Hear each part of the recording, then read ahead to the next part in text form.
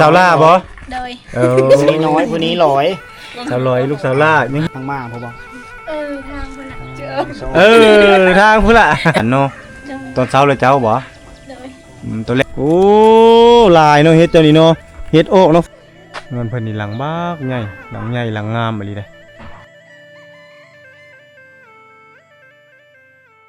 บ่ผู้นอนได้ลูกได้โพแล้วผู้นี้เด้ยังบ่กำลังสิถามมาจักปีแล้วลูกเจ้าหลานบ่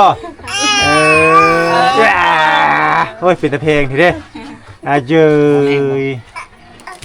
ฮ้อนนั่นแหละเปล่าสองคนแล้วนี่โอ้อันนี้ผู้สาวบ่โอ้ โยอุ้มลูกเฮาขึ้นว่าได้ลูกแล้วอุ้ม หลานมันเนาะนี่พี่น้อง ชื่อนี่เลยไม่รู้ คือกันเลย ซื้อหน่อย ชื่อน้อยนี่ ชื่อน้อย อันนี้คือกันเลยหน้าตา น้อง ไอ้น้องบ่มาพี่ปิดหน้าพี่นาง เป็นเอ้ยเป็นน้อง เอ้าผู้นั้นพร้อมแล้วปิดมาเลยอายบ่นี่พี่น้ แล้ อ ว ง คุณ เมื่อกี้นี่ สองเอ้ยน้องเลยบอก โอ้ยน้องอันนี้น้อยอันนี้ชื่อหยัง ใหญ่ เรือมา ลอยลอยลูกสาวล่าบ่ โดย ผู้นี้น้อยผู้นี้ร้อย สาวลอยลูกสาวล่ายังเฮียนอยู่บ่อีละเจ้า เจ้าปหา จบป .5 แล้วออกแล้ว โดย อย่า ย่าแล้วมีเฮียนแล้ว เอ้ยได้เห็นบ่ เห็นขึ้นได้เห็นตัวออกเลย ออกแล้ว ออกป .5 คือเดียว โอ้ป .5 ถือว่าออกเลยเนาะ ปุ๊เป็นต้นเนาะมาปูมต้นเนาะ ปลูกเป็นต้นมินเนี่ยแถวนี้เนาะ เม่นนะเม่นต้น มินต้น เม่นทั้งเลอโซนเจ้าทั้งพุ่นบ่ทั้งมาพอบอก ทางคนละเจอ ทางพุ่นล่ะ นอนโซน กะเพราโลด กว้างมาดีได้ ธรรมศาสตร์เจ้าแหละว่าไปโลด คอยกระสุดแสงตาปื้อจอน้อยกับร้อยเนาะน้อยกับร้อย สาวผู้ไทยมีทุ่งงามๆเนาะผู้ไทยบรรมุกอย่างเงี้ยไป หมกอย่าพับ เพลยอีกบ่นี่ฮั่น เอ้าโอ้ยแล้วปุ๊บเลย ปุ๊บหน้าปุ๊บหลังอยู่เนาะผู้เอ้ยเนาะเอาสัมภาษณ์ สัญญาณโทรศัพท์นี่นี่บ้านไปเล่นเยอะบัดเยอะแชทหาผู้บ่าว ดินแต่คน มีบ่อน ประหันก็ได้ อยู่พุ่นก็ได้อยู่พุ่นก็ได้ มันมีเป็นจุดเนาะ เป็นจุดด้วยกัน มีบ่ผู้บ่าวเสร็จมาก็มีอ๋อนัดโมงกันละไปคำละไปเนาะอาบน้ำเลยละไปอยู่บ้านมีสัญญาณเนาะ สงกรานต์กินนี่ไปลินซิเลย ไปฮอดเฉลิมสงกรานต์ปีใหม่กิน ไปลินอยู่ไสสงกรานต์ ไม่ได้ไป มีได้ไปลิ้นอยู่ที่บ้านนี่บ่ฮดกันเนอะเพ้อบ่อยู่บ้าน น้องนิวไม่ได้ไปใช่ไหม ไปมือหนึ่ง ไปมือนึงเนาะคนหลายไปนะ ลาย หลายเนาะ เป็นเนาะมีวงดนตรีลงฟอน บ่ได้ไปลินอยู่วิละบ่ ไม่ได้ไป ไม่ได้ไปแถวนี้ต้องลินอยู่น้องเนียว เอาสาวน้อยไปชื่อแล้ว เขา ลึกลีแล้ว นอนลอย ลาคอนอนละมือเนาะ มือแล้วเจ้านะอุ้มหลานมือแล้ว ได้ลูกได้ภูแล้วโอ้บ่ดอกคันได้ลูกได้ภูนี่ภูไม่เฮ้อดัดฟันดอกเนี่ยแม่นปะ โดย เจ้านะครับว่าเฮ็ดบ่าวเนาะเฮ็ดสาวเนาะแม่นปะ บ่ได้ครับ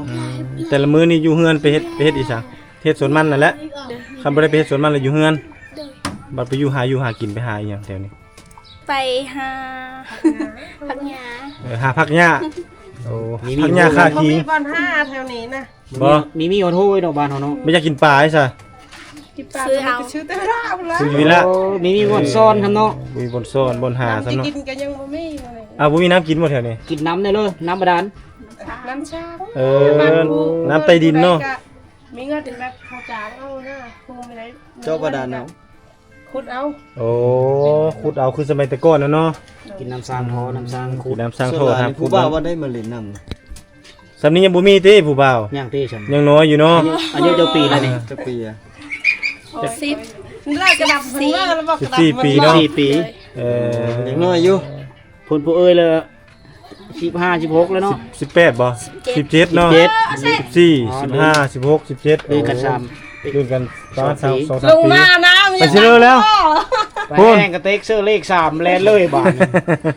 ใครแต่ผู้น้องนี่เนาะอยากก็ลิ้นโทรศัพท์บ่ลิ้นคือกันโอ้มื้อหน้าเขาเอา ลิ้นก็คือว่าแล้วเพิ่นไปหาสัญญาณ โอ้หาสัญญาณเนาะ หากันอายุแต่ละแรกคู่แรก ครูแรงละจุ่มหัวอยู่เลยเนาะ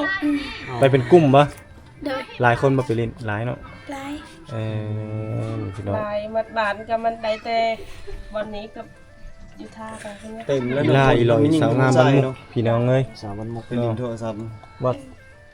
บุญมาวัสนาฮอดเนาะเดินทางมาบ้านมุกเจอดอกไม้งามบ้านป้าเจออยู่ทางเจนั้นประมาณ10คนพี่น้องป๊บคือเงินหมด แล้วไม่ได้น้ำดีเลย อัดประตูตึ้มแล้วว่า มี พี่ ดึ เด้ งไปเลย คุเด้แถวนี้นะ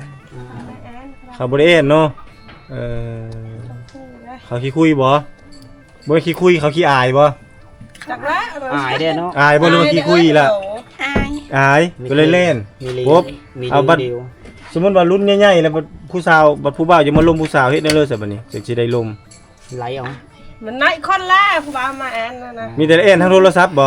สาววัดป่าเนาะมีผู้คน เซ็ตเอาเนาะ เอาพลังพลังเขามามา ไก่น้ำมันรถแพงแด้ จะคนลูกสาวอยู่เฮือน ซอง สอง คน โอ้มีเจ้านั้นกับเอื้อยนั้นมีแต่2คนเนาะ สาวน้อยสาว โอ้ ลอย สาวลอยเป็นลูกสาวล่าอีก โดย ผู้จบผู้งามเนี่ยเจ้าเนาะเสียดายแต่บ่ได้เรียนเนาะ โดย มันเจ้าเรียนฮอด จบจากปีแล้วจบป .5 นี่ หาก็2 ปี โอ้ ก็สองปี คัน เรียนต่อกับม เรียน สอง กับมสองเนาะอืม กระสม14อะไร 14พี่น้องเอ้ยคันเรียนโตนี่โอ้อนาคตไกล ผู้เรียนมัธยมไปเรียนอยู่ไส เห็นอยู่ น้องนิว น้องเหลว อ๋อน้องนี่ มันไกลยิ่ง น้ เนาะ องนิว โดย จะขี่รถจักรไปแล้ว เอา ขอบคุณครับเจอเด้อ ขบ ลา คุณ เด้อ ลาเด้อ โดย มื้อหน้าจะสิมาแวะใหม่มาถ่ายคลิปใหม่อีก โดย ผู้เอ้ยเพิ่นบ่ขึ้นมาเนาะเอาผู้น้องเอาบ้านนี้พี่น้องเอ้ยนี่เปลี่ยนกันนึ่งบ่เข้าแต่ละมื้อนั่งอยู่นั่นก็ได้นะพอจะยับออกมาก็ได้เจ้าฮ้อน ย่าเจ้าฮ้อนนี่พี่น้องน้องสาวคนงามดังไฟหนึ่งเข้าแต่ละมื้อเปลี่ยนกันเนาะ โดย ตอนเช้าเลยเจ้าบ่ โดย ตัวแรงเลยเอื้อย อืม โอ้ ทำไผกะคนนั้นหนึ่ง คันท่านไผกับผู้นั้นเฮ็ดเนาะ โดย นึ่งเข้าแล้วเฮ็ดอีหยังต่อบ่นี่เฮ็ดแนวกินบ่ นึงเขาแล้วกะล้างถ้วยล้างหม้อ โอ้ล้างถ้วยล้างบ่วงนะเนาะแม่อยู่ในกินเด้กินอีหยังถุงมือ กินผักหญ้าแล้วกะทำมันไม่ได้เรื่อง บ่ได้เฮ็ดเพนเลยเนาะ โดย มาเอามาลมอยู่นอกซะเจ้าน้อยขอยานเจ้าฮ้อนมาพี่นางลูกสาวเจ้าบ่นี่ ลาด ล้านโอ้พ่อแม่เราบ่อยู่เนาะ โดย นั่งอยู่นี่ก็ได้นะ แม่มันน้องพ่อ แม่มาละน้องเจ้าผู้สาวปื้อเนาะได้หลานสาวงามเนาะเจ้าเนาะ นี่พี่น้องหลานสาวผู้จบผู้งามเลยพี่น้องเอ้ยสาวลอยชื่อเพิ่นเนาะอีล่าอีลอยแล้วมันอันเป็นลูกสาวล่าเขาเจอล่าลอยเนาะ เนี่ย หลาน หลาน แม่นี่น้องพ่อ แม่เป็นน้อง เจ้าละเอิด ไปมื้อให้แล้ว แต่ละมื้อเลยเจ้าก็ไปบ่ให้ ไป มื้อนี้ละพักผ่อนอยู่เฮือน ไปเฮ็ดตอนเช้า โอ้ตัวแรงละพัก โดย โอ้ส่วนหลายแล้วแม่นเฮ็ดเวียกแต่ตอนเช้าเนาะ โดย ตัวแรงละมาแล้วก็พักเลย โดย อาชีพหลักแล้วแม่นเฮ็ดสวนมันแม่นบ่ อืม บ่ได้เคยไปเฮ็ดเวียกอยู่ในเมืองอีสังบ่ บ่เคย บ่เคยโอ้ ไป บ่น่ะ ฮอดแต่วิระไปบอกฮอดแล้ววิ ฮ ระ อด วิละไปส่วนหลายไปซื้อเครื่องอยู่ไส วิละ ไปวิละเนาะ โดย โอ้ ไปจักเทื่อล่ะคือไปจักเทื่อวิละ ลายอะ หลายเนาะ ซื้อคือซื้อส้มซื้อดิบุญ โดย ไปซื้อเครื่องของเนาะเครื่องนุ่งของถือแม่นบ่นี่ เป็ เป็น น โน เนาะ ซื้อดิบุญ เดี๋ยว แล้ เป็นโน ว ต้องไปพูนขี่รถจักรไปแล้วเนาะไปแต่เทื่อเนาะ โดย ถือว่าเราก็สู้เขาว่าสู้กล้องพี่น้องบ่แม่นสู้ชีวิตนี่สู้อยู่แล้วเนาะถือว่ามามื้อนี้3กล้องบ่มีความตื่นเต้นกันน้อยหนึงจับพิรุธก็ยังบ่ได้พี่น้องเนาะคันดนๆไปนี่แฮงอันนั้นเลย อันนี้น้องทรายบ่ โดย โอ้คำทรายน้องคำทราย เพื่อนน้องมัน น้อง มันเอง น้องผู้นี้เนาะ น้องชาย มีน้องจะคนจ้ะ 3 3บ่ 3คน เจ้าแล้วก็ทัดไปอีก3คน โดย โอ้แต่ว่าลูกสาวล่าแล้วมันสุดอยู่กับเจ้า โดย โอ้ผู้เอื้อยแล้วมันเจ้าบ่ อ่ะ มีเอื้อยแล้วก็เจ้าบ่หรือว่าผู้ชายอีก มีแล้วก็คอยแล้วก็น้องชายอีก3คน น้องอีก3คนเลย แสดงว่าสาวน้อยนี่เป็นเอ้ยกก โดย แม่น เจ้าเป็นผู้ที่สอง ๆน้อยเป็น โดย เป็นกกผู้นี้เป็นเขาสิว่าละอันนั้นกกผู้หญิงเนาะล่าผู้หญิงอันนี้ล่าแล้วแม่นเพิ่นนี้เป็นลูกสาวล่าเนาะหน้าตาจะคล้ายๆกันเลยเนาะ โดย ต้นตระกูลแล้วพ่อก็เป็นผู้ไทยบ่ พ่อเป็นผู้ไทยแม่เป็นลาวเทิง โอ้แม่เป็นบรู โดย ยังเป็นสุภาพบุรุษเว้าภาษาบรูได้บ่เจ้ากัน บ่ได้ มีได้เนาะ แม่บ่ได้พาเว้าบ่ จะ ถ้า ได้ เว้าแต่ว่าบ่เจอ บ่จื้อเนาะ โดย ส่วนหลายมีแต่อยู่บ้านนี่มักเว้าแต่ผู้ไทยก็เลยอันนั้นเนาะ โดย อีนางเอ้ยเจ้านั่นกินข้าวหลายๆเด้อเบิ่งเจ้าจ้อยนั่น ผู้กินดี ช่างกับฟุยนี่รถไฟฟ้าจนเงิบเงิบ โยก พี่ชาว ลายเนาะ มาทำนี่ เอาสมมุติว่า โอ้ยมัน ขออนุญาตเด้อน้องเด้ออันนี้เป็นการสัมภาษณ์เล็กๆน้อยๆเนาะสมมุติว่าคือเอื้อยเจ้าเนาะอายุ17 18แล้วนั่นนี่คือมีคนอยากมาลมอยากมาลิ้นคือชนบทเฮาคือจังซี่โดยเฉพาะแม่นบ้านเจ้านี่เขาจะมาลมกันจังไสมาลมอยู่เฮือนบ่ โดย โอ้มาเฮือนเลย โดย พ่อแม่บ่หายบ่ซะ บ่ บ่หายเนาะโอ้ทุกมื้อก็ยังเป็นแบบนั้นบ่ บ่มาหึงๆมาเทื่อนึง โอ้ บ่ให้มาที โอ้คันมาที่แล้วไม่ให้มาขอแล้วเลยเนาะ โดย ผิดฮีดสิบ่ โดย อย่าไปฮีดผิดคองเนาะ โดย พ่อแม่ลูกออกมาถ่ายเบา3เทื่อยังเห็นบ่เมื่อจักเทื่ออยู่เนาะ โดย สากขะเบือได้ดึกเนาะ เธอมาขอแล้ว ยังเป็นแบบเก่าอยู่เนาะ ยังเป็นแบบ ดังนั้นได้ ของดัง คือเก่าอยู่ได้เนาะแบบส่วนเผ่าผู้ไทยนี่ฮีดเขาเจ้านี่ฮัดกลุ่มเนาะ แมน ถือว่าแน่นโดยเฉพาะเป็นชนบทพี่น้องเอ้ย ฮีดเขาเจ้านี่คือเดียวกับกด เป็นกฎ เข่ง เป็นกฎสมมุติว่าเจ้ามักลูกค่อย เจ้ามาลมตลอดเนาะถึงว่าสิบ่ได้มีหยังกันก็ตาม แต่ว่าเจ้ามาผ่านบ้านผ่านเมืองเนาะคนฮู้คนเห็นหลายคนแหละดนมาตลอดบ่ได้เนาะ โดย คันอยากมักฮักแท้แล้วต้องมาขอแม่นบ่ โดย มาของมือก็ซ้ำอยู่น้ำเดียว เออ หมู่ผู้อื่นจะเกตเห็นนั่นแหละ โอ้เขาก็เว้าแล้วเนาะมื้อนี้เนาะผู้หนึงเว้าเดี๋ยวหนึงผู้ที่สองเว้าเดี๋ยวหนึงอีกเนาะเว้าใครโซกอกใครว่า โดย ประมาณนี้พี่น้องเอาแล้วมาอีกแล้ว เข้าหลายๆไปได้เด้อ หน้าตาจะคล้ายๆกันหมดพี่น้องเนาะดังไฟหนึ่งเข้าแต่ละมื้อโอ้ผู้เอื้อยนี่ขี้คุยเนาะผู้เอื้อยเนาะบ่แม่นขี้คุยขี้อายพี่น้องเอ้ยผู้น้องนี่สู้พี่น้องเนาะปีนี้ซ้ำนี้แล้วปีหน้าปีฮือแฮกเป็นสาวแฮงงามกว่าเก่าเลยพี่น้องเอ้ยพ่อแม่ไปเฮ็ดให้อยู่ไกลปะ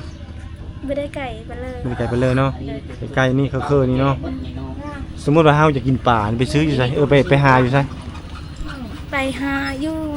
บ้านอื่น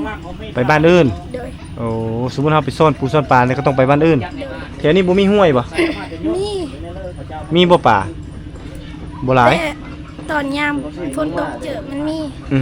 ม บางจ้อง ตอนยามฝนตกแล้วได้ ได้หอยได้น้ำ โอ้ แต่ คันยาม ยามแรงนี่มันแข็งน้ำนะ โอ้ยามแล้งนี่มันแห้ง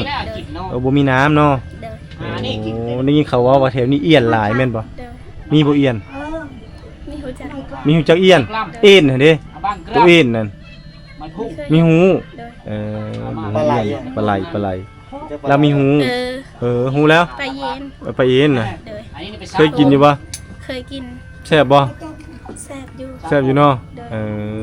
สะดวกสบายพี่น้องเดี๋ยวนี้ยามนี้หน่อไม้ป่งแล้วเนาะยามนี้เนาะ เด้อ ไปหาหน่อไม้พอได้อยู่ได้กินบ่ เข้ามาแล้ว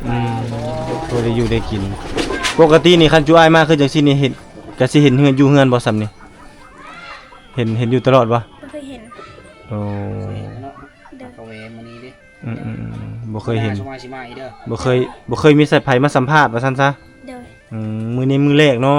ครั้งแรกของน้อง พร้อมไม่ต้องปบมาเลย ๆมามื้อหน้าบ่ต้องเล่นปบจูอ้ายเด้อ เด้อ จูอ้ายสิพาเฮ็ดกิจกรรมเฮ็ดนั่นเฮ็ดนี่เนาะ เด้อ เดี๋ยวสิซื้ออยู่กินมาสุกิน เฮ็ดกินเป็นบ่มีเป็นเนาะ ต้มไข่ เอื้อยได้เฮ็ดกินเป็นบ่ เป็น แกงหน่อไม้แกงหยังเป็นบ่ เป็น เดี๋ยวเจ้าก็เป็นผู้ช่วยเอา เด้อ โดนไปเจ้าก็เฮียนเบิ่งน้ำเมื่อแล้วก็เป็นเนาะ เป็นแต่เฮ็ดกินแต่มันบ่แซ่บ เอาเฮ็ดกินนี่เป็นเนาะ เด้อ แต่ยันมีแซ่บ เด้อ ยันมีถึกปากเนาะ เด้อ บ่ถึกปากก็เจ้าก็เอาซากเด็กเข้า ต้มจำแจ่มแซ่บรู้ไหม แกงหน่อไม้เป็นบ่ เป็นแต่มันบ่แซ่บ โอ้เจ้าใส่อีสังแน่ ใส่ยาหน้า ใส่ข้าวเบอร์ยานางมีบ่แถวนี้ มี โอ้มีเนาะยานางแถวนี้เนาะ มีเลย มีนกยานางครบสุดเลยโอ้มามื้อหน้าให้น้องสาวเพิ่น มี แกง ยา หน่อ หน้า ไม้สู่กิน มีข้าวเบอร์แกงหน่อไม้เนาะ เด้อ เดี๋ยวเจ้าอัน แบบเดียวกับไทยเฮาแกง WhatsApp ก็ลิ้นบ่ WhatsApp ลิ้นบ่ บ่เคย Facebook เด้อ ดิน มีเนาะ Facebook เนาะ เด้อ โอ้เจ้าหน้าที่เอาเฟซจะไว้ขอได้เด้อ เด้อ มามื้อหน้าสิแวะ ป หาก ติเขาจะติดต่อเขาเจ้าอะไรแม่นล่อตัวแรงๆจังแล้วเว้ยเราจะเป็นนางลิ้นน้ำพุน้ำมูหุ่น เด้อ ตอนแรกเนาะจะติดต่อได้เนาะ เด้อ ซ้ำนี้แล้วแม่นบ่ บ่มี ลิ้นโทรศัพท์ใช้โทรศัพท์คือมีเห็น เอาซับไปเด้อ ของเครื่องหนึงของเจ้าเครื่องหนึงบ่จิเลอนี่สาวน้อยนี่บ่ครบอีกแล้ว ไปอีกแล้วบ่หดเข้าเจ้านั่นไฟไหม้หดเข้าได้ไหนๆไปเถอะแม่ เพิ่นตัวเฮาอีกมีผู้แล้วเพิ่นเว้า จะเป็นไผบ้านนี่บ่เพิ่นเว้าอยู่บ้านนี่แหละว่าซั่นเอาผู้มาเดียวเนาะว่าเพิ่นเว้า ขี้อายเนาะบ่เคยมีคนนั่นมาสัมภาษณ์แบบนี้แม่นบ่บ้านมุกเป็นชนเผ่าผู้ไทยเนาะผสมกันกับบรูคือกันบ่มีชนเผ่าบรูนำเนาะบ้านมุกนี่ย้ายถิ่นฐานมาแต่ไสจากบ้านมุกนี่ เวลา โอ้วิละบ่แถวเลอวิละนั่นแถวนี้บ้านเพนเลอแถววิละนี่ วันบุ้ง บ้านบุงคำโอ้ย้ายมาแต่บุงคำนำเนาะแล้วมาตั้งถิ่นฐานอยู่นี่แต่ปู่สังกษาญาสังกสีพุ่นแล้วเนาะพาย้ายมาเนาะนี่พี่น้องลายฟ้าลาปีแล้วแต่เสือกแต่เสือบ่แม่นแต่สมัยฝรั่งปกครองบ่เฮ็ดเวียกกันไกลชั่วโมงน่ะเนาะโตนีแต่สมัยนั้นแม่นบ่ได้ยินปู่ย่าตายายเพิ่นเล่าเพิ่นฟังเนาะสมัยนั้นถือกดขี่ข่มเหงหลายเพิ่นว่าก็เลยบ่อยากเฮ็ดเวียกเฮ็ดการนำฝรั่งก็เลยโตนมาอยู่ทางพี่ก็เลยได้มาตั้งรากปักฐานอยู่นี่ก็เลยเป็นบ้านใหญ่เลยเนาะพี่น้องเนาะบ้านมุกเป็นหยังเขาเอิ้นว่าบ้านมุกเพราะมันเป็นปลาหมุกปลานั่นนี่แล้วมันมุกเลย บ่ค่อยก็คิดว่ามีเพชรมีพลอยมีมุกมรกตนั่นนี่ ปลาคงดงแล้วความหมายก็คือแถวนี้เป็นป้าตึบดงนาป้าสร้างดงเสือเนาะก็เลยเอิ้นว่าบ้านมุกให้มันมีค่าเนาะ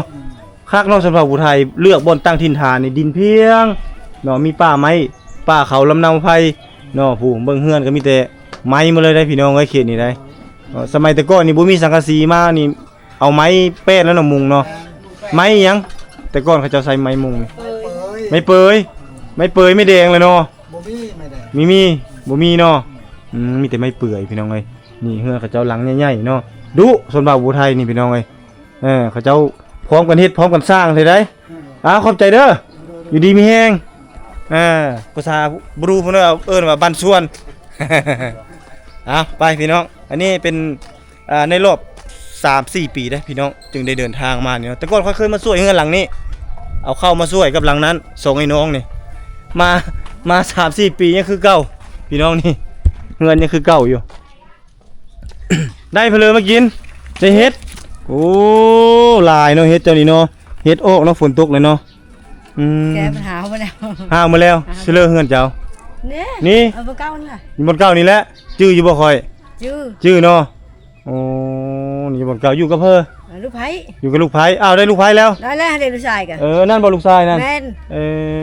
สงสัยบ่ชื่อค่อยเข้าไปสัมภาษณ์อยู่เมื่อกี้นี่ยังซ้ำเก่าอยู่เนาะนั่นก็ค่อยหลังใหม่น่ะโอ้อันนั้นเฮือนใหม่บ่โอ้อันนั้นเฮือนใหม่อันนี้เฮือนเก่าโอ้ถือว่าพัฒนาแล้วเจ้าเนาะอันนั้นลูกชายบ่อยู่นะแม่ละเจ้าเรายังอยู่นี่คือเก่าอยู่น้ำเดียวนะอยู่น้ำเดียวนี่แหละเฮือนไฟอันนี้เฮือนเป็นเฮือนไฟแล้วโอ้ถือว่าพัฒนาขึ้นหลายเติบพี่น้องเนาะเป็นเรื่องผูนั่นมีได้มาปะเลยปะเลยเบาเลยโอ้ให้งามขึ้นเนาะนุ่มขึ้นเนาะมื้อนี้เนาะมีได้ผูแล้วงามขึ้นมื้อนี้เนาะปะแต่ลูกสิกายนี่เขาว่าลูกเคยได้ลูกไผมีเนาะบ่มีผัวก็ถือว่ามีความสุขทางกายสุขทางใจเนาะแม่นนี่พี่น้องบ่ได้ทุกข์บ่ได้ยากนะจนได้เอาผัวกินเหล้าเมาสุราลิ้นสาวน้อยเนาะลิ้นสิ่งเสพติดดิแห่งทุกข์เจอเนาะมาเฮือนผัวตีเนาะบ่มีเงินน่ะผัวตีแม่นล่ะอันนี้น่ะดีแล้วเจ้าเด้อเข้าใจอยู่น้ำลูกน้ำเต้าเด้อเอาอยู่ดีมีแฮงสบายดีมาโซนนึงอีกของหมู่บ้านพี่น้องเนาะนี่เดี๋ยวจะพามาเบิ่งเฮือนชนเผ่าผู้ไทยแบบในยุคเก่าสมัยเก่าอันนี้เป็นเฮือนแบบยุคใหม่สมัยใหม่พี่น้องเนาะเฮือนเพิ่นนี่หลังบักใหญ่หลังงามอีหลีเด้นี่สร้างเฮ็ดก็ยังบ่ทันแล้วเทื่อเนาะผู้เบิ่งหัวคิดวิธีสร้างของเพิ่นเอาไม้ไผ่พี่น้องเอาไม้ไผ่มาเฮ็ดเพื่อจะสร้างเฮือนเฮ็ดเฮือนหรือว่าตีฝาตอกฝาเนาะจนแล้วนี่ได้เฮือนหลังบักใหญ่เลยเนาะถือว่าหายากเด้อพี่น้องเด้อช่วยจะได้เฮือนหลังใหญ่คือจังซี่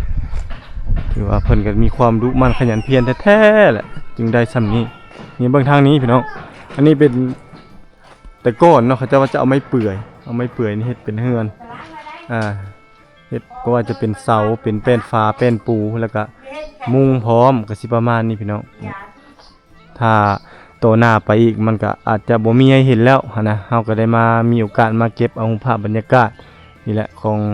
หมู่บ้านชนเผ่าผู้ไทยหรือว่าบ้านมุกเขานี่แหละให้ท่านผู้ชมได้ติดตามรับชมเอาโอเคนะผู้ชมอันนี้ก็เป็นคลิปวิดีโอในระหว่างเส้นทางการเดินทางเราก็ได้มาแวะบ้านมุกเมืองบุรพาแขวงคำม่วนซึ่งเป็นชนเผ่าผู้ไทยเป็นส่วนหลายเนาะซึ่งเพิ่นได้ย้ายถิ่นฐานมาตั้งอยู่ที่เมืองบุรพานี่แต่ก่อนพุ่นละย้ายมาแต่บ้านบุ้งคำบ่เลยพี่น้องเอ้ยมาอยู่เขตเมืองบุรพาและปัจจุบันจนถึงปัจจุบันนี้เพิ่นก็ได้มีลูกมีหลานได้จาก5ครอบครัว10ครอบครัวแล้วก็ได้ขยายออกกลายเป็นบ้านใหญ่แล้วก็ส่วนหลายนี่เขาจะมาเลือกบ่อนตั้งเนาะบ่อนที่ว่ามีทงให้ทงนาเป็นทงเพียงเนาะแล้วมีไม้ตอกคอกตาที่ว่าหลายสามารถปลูกสามารถสร้างเฮ็ดเป็นให้เป็นนาเนาะเฮ็ดเป็นให้เป็นซ่านหลังใหญ่ๆคือจังซี่เนาะเพื่อลูกเพื่อหลานเขาเจ้าในอนาคตจึงจะมีชีวิตการเป็นอยู่ที่ดีขึ้นท่านผู้ชมเนาะเอ้าก็หวังว่าคลิปวิดีโอที่บรรทุกได้พาท่านผู้ชมนี่มาสัมผัสบรรยากาศและสัมผัสชาวบ้านอยู่ในเขตชนบทนี้จะแบ่งปันความสุขให้กับท่านผู้ชมที่บ่สามารถเดินทางมาได้เนาะหรือว่าติดภารกิจค่าเวียกค่างานก็สามารถเบิ่งคลิปในวิดีโอของทางเราได้ทีมงานของทางเราพบกันใหม่คลิปหน้าท่านผู้ชมสำหรับคลิปนี้พวกเราขอลาไปก่อนสบายดี